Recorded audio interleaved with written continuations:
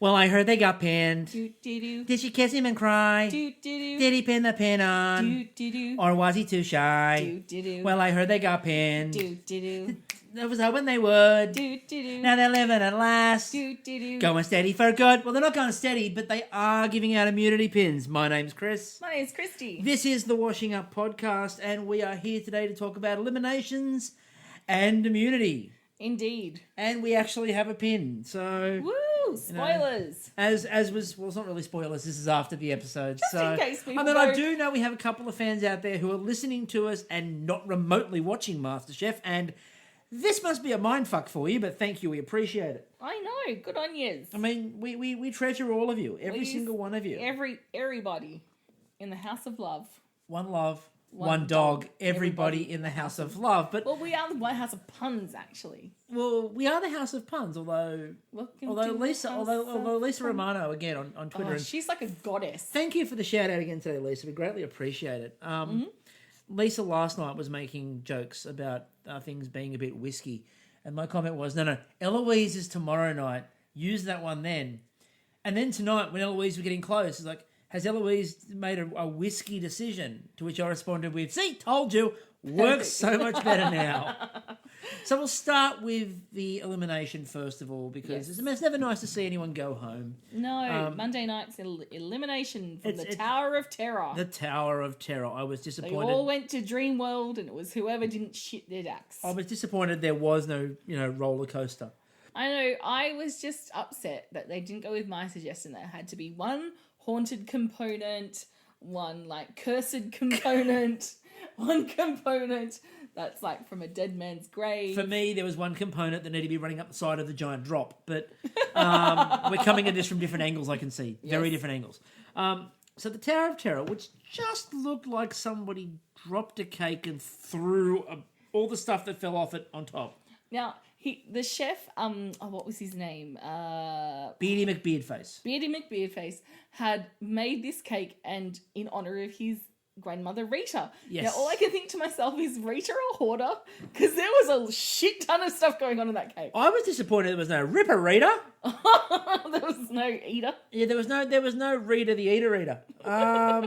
So that was disappointing. By the way, my father knew Rita. No way. Not in the biblical sense. He worked with her on many theatrical tours. Your family is riddled with 80 stars. Okay, Chris's auntie, for anyone who was in Sydney and knew the Imperial Peking afloat ad, Imperial Peking afloat. That was his aunt. And when he told me before I met her, I was excited. I'm like, oh my God, this is you don't know. I've never seen anyone more excited to meet a member of my family. Oh my God, it's the Imperial Peking woman. Anyway. Love you, Dale. Anyway, so he made this cake. Yes. And named it after his grandmother, Rita. Now, what I really appreciated was he's explaining this very complicated cake. Mm-hmm. And he's at about step 8. He's going, so there's this layer, then this layer, and this is, and this, and there's all these really complex elements. And he goes, now this is where it gets complicated. We're at about step 8 or 9. No. And it's at this point that he goes, now it's complicated. And you just see them all look at each other like, wait, what? So that was the easy bit? Oh, we're fucked. Yeah. And so they build up all the tension at the start about Pete and his nuts. Let's go there, let's go there, shall we? Balcony yelling out, Pete, your nuts are burning. Yeah, Pete, watch your nuts. That's right. It was Pete, watch your nuts. It was Pete, watch your nuts. Oh, it's not Eloise. It was what's her face? I can see her face clear as the baking queen. Chris is looking her up. I can't remember her. No, I was looking up the tweet because I was talking to Amanda on Twitter last night, who was commenting about we were then doing jokes. We started off talking about the Pete watch your nuts. Yes. And then it was Pete burning his nuts. And then they were whipping things into peaks. And then it was it just became porn. and she, as Amanda put it out on Twitter last night while we were preparing for this, she goes, your podcast is going to be nothing but, sexy Smut. Adult literature night. What we needed to do is just get the footage, slow it down by about a quarter, and then just put some sexy sax music over the top of it. Or a little bit of bass, 70s bass. Oh, yeah. Look at them nailing Rita. Yeah. Because they did actually say that at the end that Pete nailed Rita. and then Pete tweeted out that he really had a lot of fun nailing Rita. And it reminded me of that Bake Off Australia episode, the one that started off smutty and went really downhill after that. I just hope it was consensual nailing, that's all, you know. I think Rita was up for it, to be honest with you. You know, I didn't know there was going to be any gilf action on MasterChef. I also liked that after the challenges when he said, oh, no one's ever made this cake from recipe before. So in other words, the recipe could be flawed. Fucking wrong, you know. You know, so Pete... Now, they tried to build the tension up about the fact that Pete burns his nuts. Except, when it got to the final cake... They're like, oh, this makes it better. Well, one, they said it makes it better and the burnt nuts actually work a lot better. And you can see the chef on one hand insulted and on the other hand going, go do that.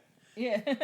But burn my nuts. But the nuts were the most minute component of the whole fucking cake. They barely mattered. And they're like, Pete burnt his nuts. Cut to the end where the nuts are kind of sprinkled through the cake. Yeah. It didn't matter. No. Right? It really didn't matter. They weren't a key element. So very early on, Pete was in trouble, and then it was quite clear that Pete wasn't in trouble. Yeah, poor Pia.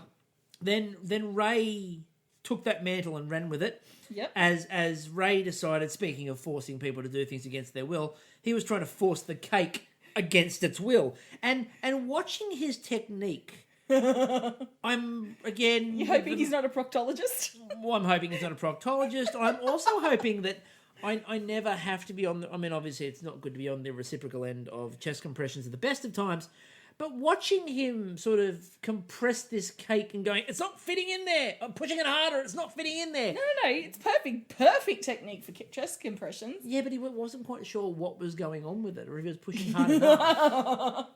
Yeah, I'm a bit worried about that, but it did again fit Smut Night, so that was fun. And then it was bulging out at the sides after he was pushing it in harder. So that, again, just imagery, people. Imagery. Blancmange, is it blancmange that they put in there? What's the...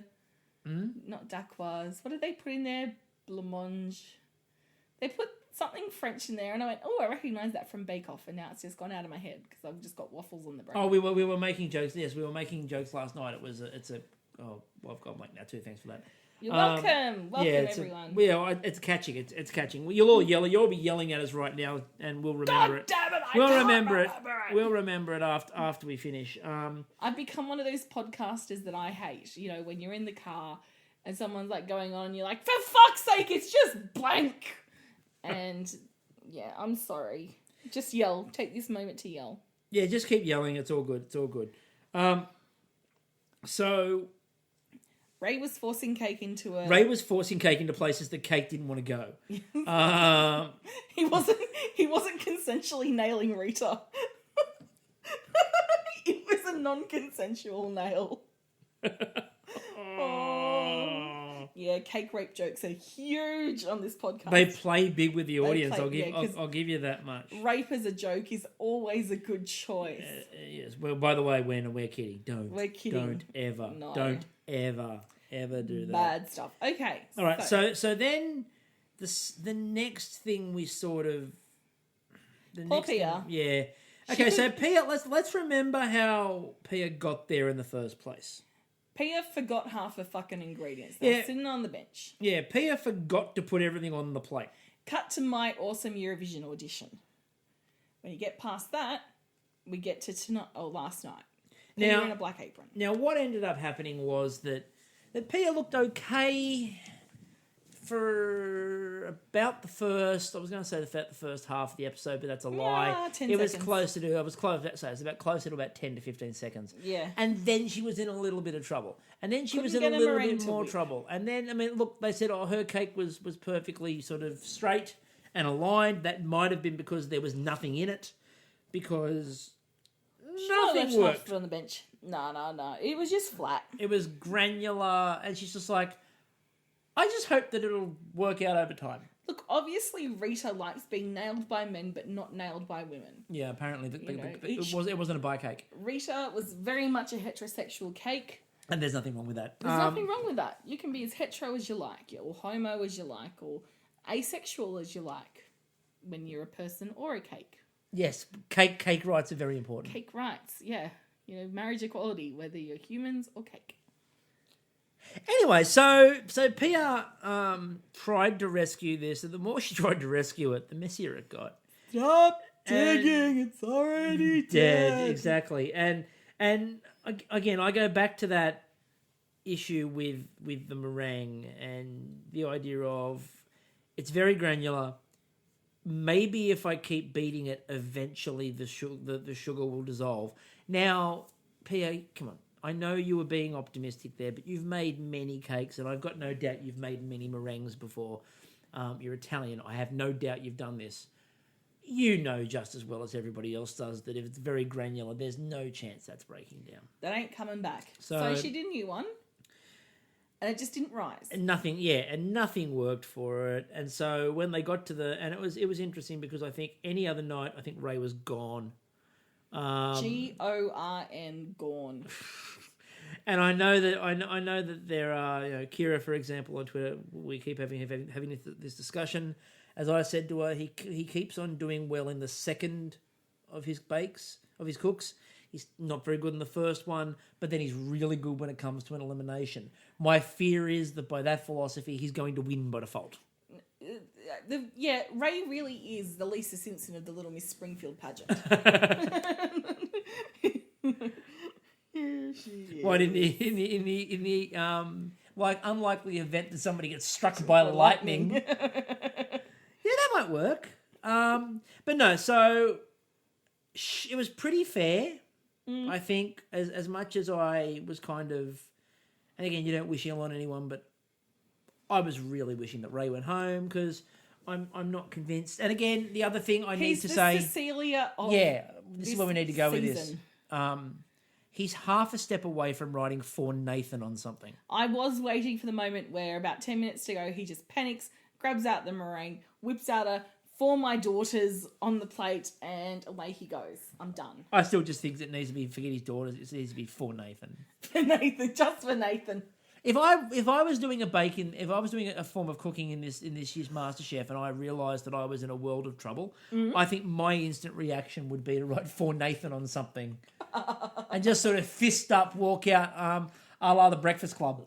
Don't you? Yeah, just fist in the air. Forget about fist in the air, just something out. Nathan.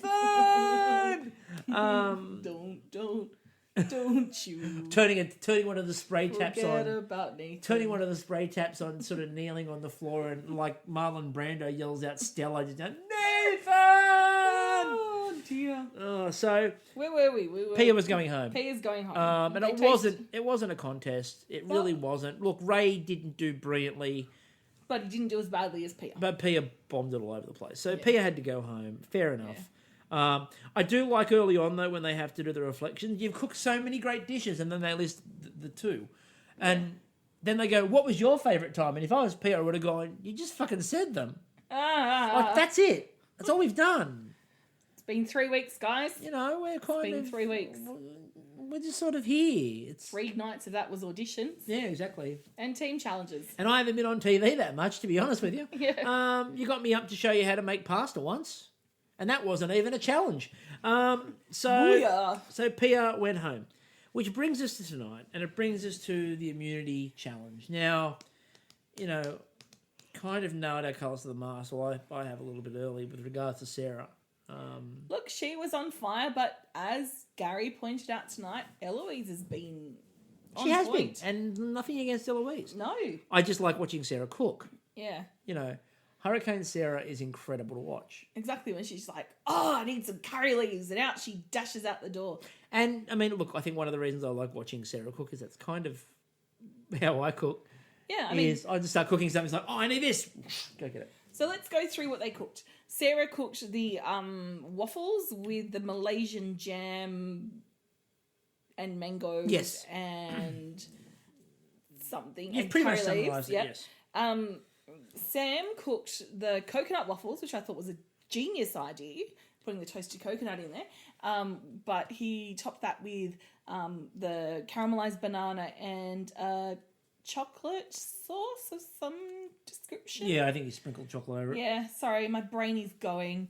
And then we had Eloise, who went, I know, I'm going to think outside the box, and I put fried chicken on it. And when she said that, I'm like, yeah, every diner in America. And to be honest with you, Thinks while outside that I box. don't make chicken and waffles, when I'm thinking of a combination with waffles, to be honest with you, the first thing that I say is chicken and waffles, because Every it's the single same. food Chicken show and waffles. that shows something in an American diner. And we watch a lot of American food shows Yeah, because Anthony have no Bourdain is a life. genius. Yeah, and so is Action Bronson. And so is Action Bronson, exactly. And I watch Adam Richmond all the time because I just like watching someone else eat more than I do. So, but chicken and waffles is just sort of a normal thing. And she goes, I'm going to think outside the box. I'm going chicken and waffles. And I'm like, not that outside the box. I mean, done very well, ultra yummy, looked amazing. No, but what she did was outside the box, because it wasn't the whole, like, what Americans do, which is, like, have some waffles, have some fried bacon in maple syrup, have some fried chicken and eggs and bacon. Like, you know what I mean? Like, Let's not be slandering the whole idea of bacon in maple syrup. look, I'm not slandering it. I'm saying, but she didn't go with that. She went, all right, I'm going to freshen this up and put a little, like, Asian-style dressing next to it. Because did you see it? I need some lime. I need some lime. I need some lime. And away she goes and gets some lime. Yep. So... But that chicken, oh my God, in the caramel chili sauce. Oh. And I love that cook. I love that cook of Eloise's because there was no whiskey. We'll come back to that in a minute. But there was no whiskey, and that was good because you need to branch out a little bit. I know that she's got something That's she her does. passion. I've said this before. I understand whiskey is her passion, Yes. right? If I suddenly decide that beluga caviar is my passion, it's You would illegal. be- It's I was horribly gonna illegal. say, you would be arrested. But if I then decided that in everything I cooked I was going to put beluga caviar, you go, that doesn't work. That's stupid. That's stupid. Why would you do that? Maybe you need to branch out a little bit. Maybe you need to do something other than beluga and caviar. she did. She did fried chicken and waffles. And then as a reward, she got to go into the immunity challenge against a chef that nobody knew. It but was everyone Tony Martin and Harry Potter. You are right. You are right. It was Tony Martin. Tony Martin was there, and it was good to see. I was waiting with bated breath to see if he would cook with some eggplant marinated in juice. I don't mean Jews. No. Grant Spatchcock is alive and well and cooking in the MasterChef kitchen. Yes. But I think that the reward that she got was to pick the pantry they used, and it was either the indulgent one or it was the sort of healthy one. Now, I don't think I'm alone here in yelling at the screen that if you pick that healthy one, I'll never watch this show again.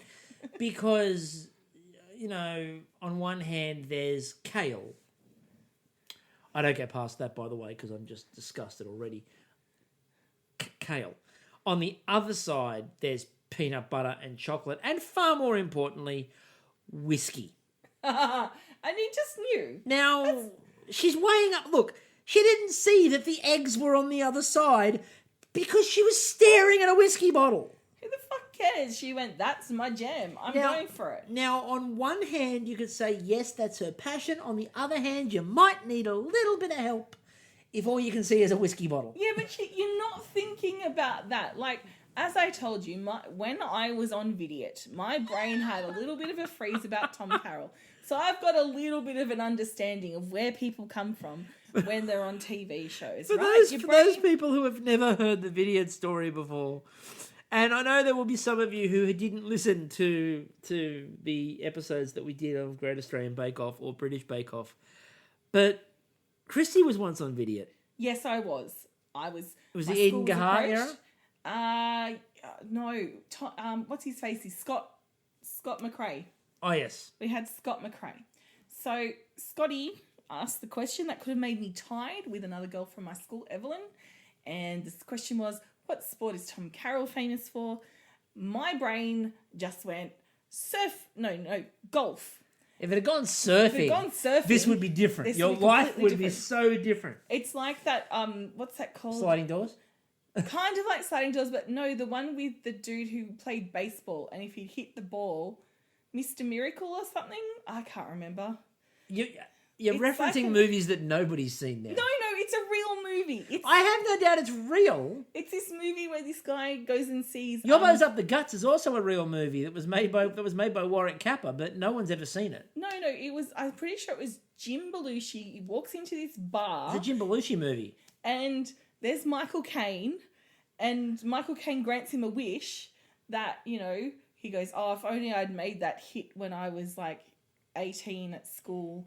Anyone at home who knows this movie, please. It's a real movie. Tweet us at The Washing Up. Please tweet us. And it turns out now he's living in a mansion because he made the hit and all this stuff. And he goes, so what exactly do you think would be different if you'd won video? Probably nothing. Oh, no. I would be living in a mansion on Sydney Harbour, obviously. I'd be married to Alexander Skarsgård and have my harem of other people, including you, my love. Hang on, I'd be in the harem. Yeah. It's Alexander Skarsgård. And I probably met him before I met you, so... So anyway, we're talking about whiskey. And I followed the breadcrumbs. We're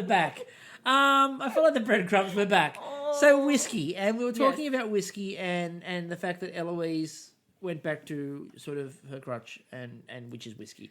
But it wasn't a whiskey move. Thank you, Lisa Romano. You're welcome. Thank you, Lisa. I like that pun. So it wasn't whiskey. She did awesome whiskey. She did. Now Shannon Bennett's got a quite interesting role in this kitchen because he runs around just telling everyone you can do it, go for it. Yeah, he's the Rob Schneider of the kitchen. Yeah. He's the water boy. Do you really want to be the Rob Schneider of anything?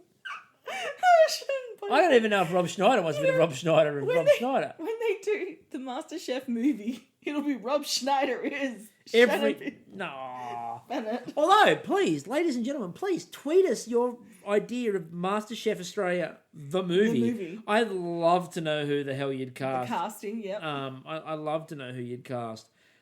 Well, we might do that next episode, actually. I like the idea of that. Yes. So, yeah, please tweet us some answers who you would cast MasterChef Australia, the movie. It's at The Washing Up, so please get to that. Yeah, I've got Gal Gadot already for Elena when she comes in to do that. Of course you do. Yep. So, anyway, back to it. Back to the show.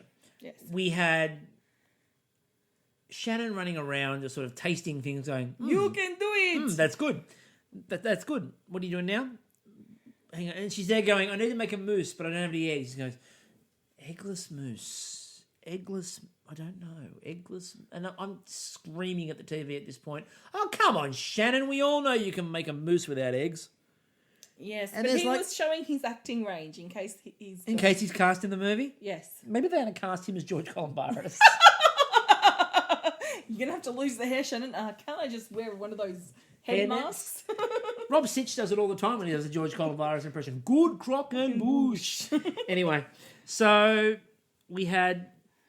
She was cooking against, obviously young Tony Martin. And he was locked in the pantry. Well, his name was Charlie Carrington. Yes, it was Charlie Carrington, but Tony Martin. Now, there were a couple of things that I thought were really interesting in terms of lines in this episode. The first one was... already, I've only been here briefly and already I'm out of my element. He says as they march him to the pantry and lock him in. Now, this is probably because in his kitchen, he doesn't get locked in a pantry.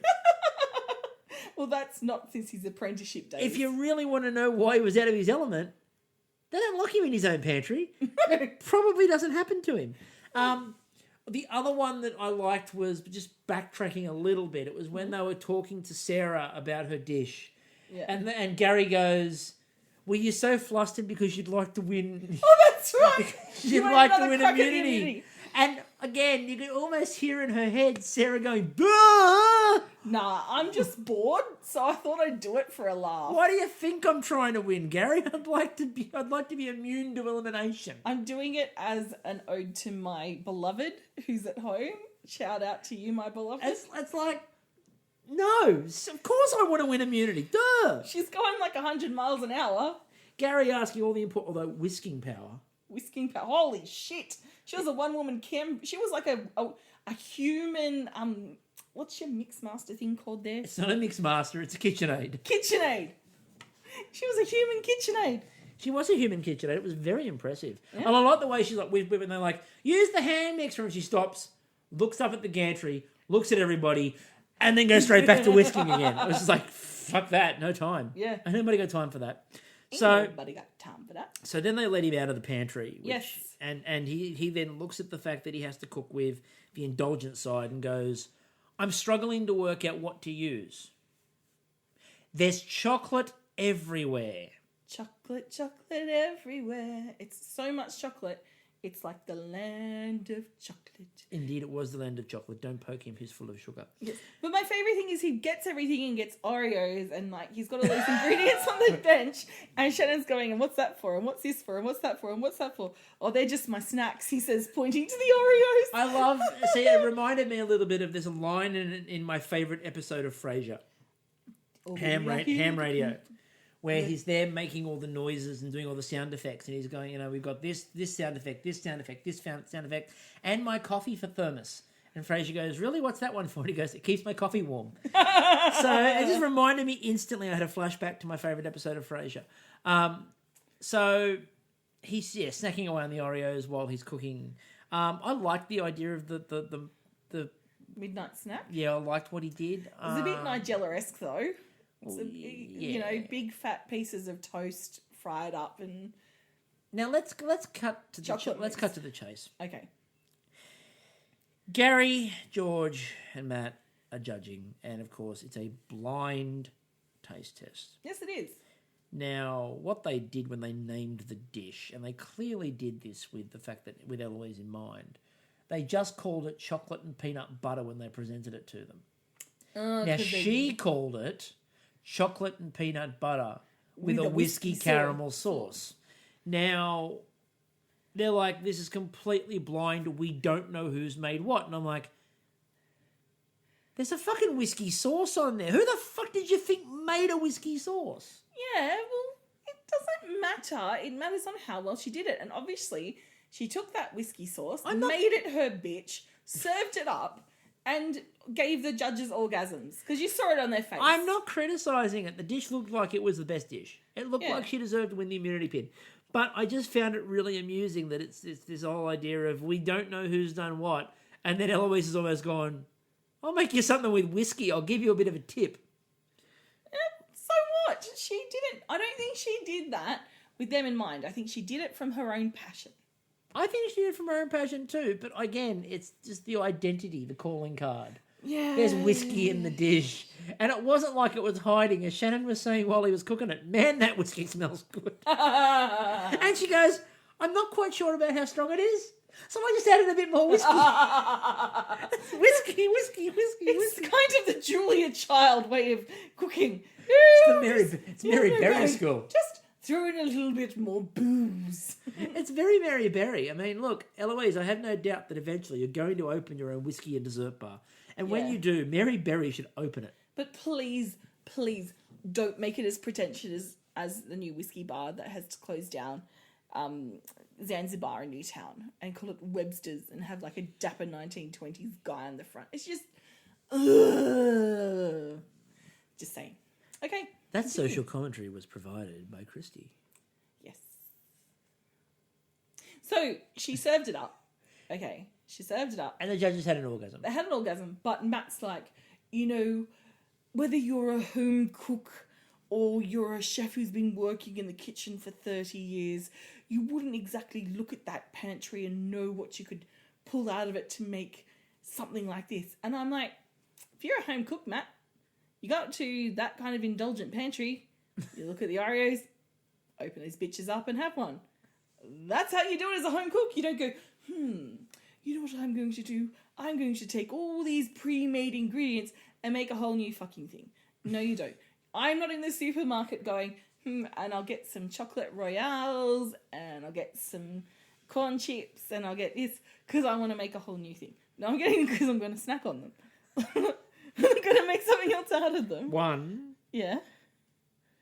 I might do that a little bit. Yeah, but you... Or a lot, actually. Yeah. Two, and far more importantly, that was the best Prince Charles impression we've ever had on this show. Why thank you, Wayne? I know it was supposed to be Matt Preston, but it was Prince Charles, and my God, it was superb. It was a thing of beauty right there. So Prince Charles has just left the studio. Kristie is back in his place. Thank you for having me. Goodbye, I've got geese to save. That was actually Kristie there. So I know it's hard to tell the difference. I know, it's like a middle-aged woman just left the room and like an aging monarch that will never see the throne has entered.